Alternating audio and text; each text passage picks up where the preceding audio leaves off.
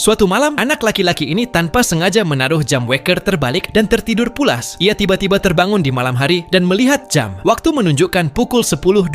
Ia merasa sudah sangat terlambat. Dengan panik, ia cepat-cepat berpakaian, mengambil tas dan berlari menuju sekolah. Namun saat itu, ia berpapasan dengan ayahnya yang baru saja bangun tidur. Sang ayah bertanya, "Nak, mau ke kamar mandi?" Anak itu menjawab, "Tidak, ayah. Aku harus pergi ke sekolah." Ayah sendiri yang bilang, "Kita harus berangkat jam 4 pagi." Ayahnya sempat terkejut, lalu ikut merasa sudah terlambat. Ia pun bersiap bersama putranya. Kegaduhan itu membuat ibu ikut terbangun. Dengan kesal ibu bertanya, "Siapa yang bilang kita terlambat?" Saat ia membuka tirai, ternyata di luar masih gelap. Dan ketika jam dibalik ke posisi benar, barulah mereka sadar ternyata waktu masih pukul 2 dini hari. Namun keesokan paginya, ia benar-benar terlambat ke sekolah. Bel berbunyi dan monitor kelas bernama Lily langsung mencatat keterlambatannya. Anak itu berlari masuk kelas dan melempar tasnya ke kursi. Lily berdiri dan berkata, "Kamu terlambat, 1 poin dipotong. Tas di atas kursi, itu 1 poin lagi. Seragam ada noda coklat, 1 poin lagi. Dan bukannya melihat buku, kamu malah menatap aku, 1 poin lagi." Mendengar itu, anak itu kesal. Ia lalu menggambar sketsa Lily di bukunya, membuatnya seperti seorang penyihir. Lily langsung merampas buku itu sambil berkata, "Kamu membuatku jadi penyihir, 1 poin lagi." Anak itu berkata, "Kembalikan bukuku. Aku tidak mengganggu siapapun." Tapi Lily menjawab, "Siapapun yang tidak memperhatikan di kelas tidak akan dimaafkan. Selama aku jadi monitor, ucapanku harus dipatuhi." Mata si anak kini dipenuhi amarah dan air mata. Saat sekolah usai, Lily melihat ayah anak itu menjemputnya dengan sepeda. Ia hanya diam dan memperhatikan. Keesokan harinya, begitu alarm berbunyi, kedua orang tua terbangun. Saat melihat ke ruang tengah, puluhan jam weker berbunyi bersamaan. Butuh setengah jam untuk mematikannya semua. Lalu anak itu masuk dari luar sambil berkata, "Apa yang harus kulakukan? Aku takut terlambat lagi, jadi kupasang banyak alarm." Kali ini ia tiba di kelas lebih awal dari siapapun. Semua murid heran, seolah terjadi keajaiban. Di hari ketiga, ayahnya terbangun karena geli. Saat melihat, ternyata anaknya ada di dekatnya. Aku menutup jendela dan menaruh bulu di tempat tidur supaya ayah bergerak dan bangun. Di sekolah, Lily kembali berdiri dengan alat pencatat waktu. Bel berbunyi, tapi si anak belum kelihatan. Lily sudah bersiap mencatat keterlambatannya, tapi tiba-tiba seseorang menyentuhnya sedikit. Ternyata itu dia datang sambil terengah-engah. Di hari keempat, orang tua mengira anaknya bangun sendiri. Tapi saat melihat ke ruang tengah, ternyata ia tidur di lantai beralaskan selimut. Ia berkata, ia tidur di sana agar bisa bangun tepat waktu.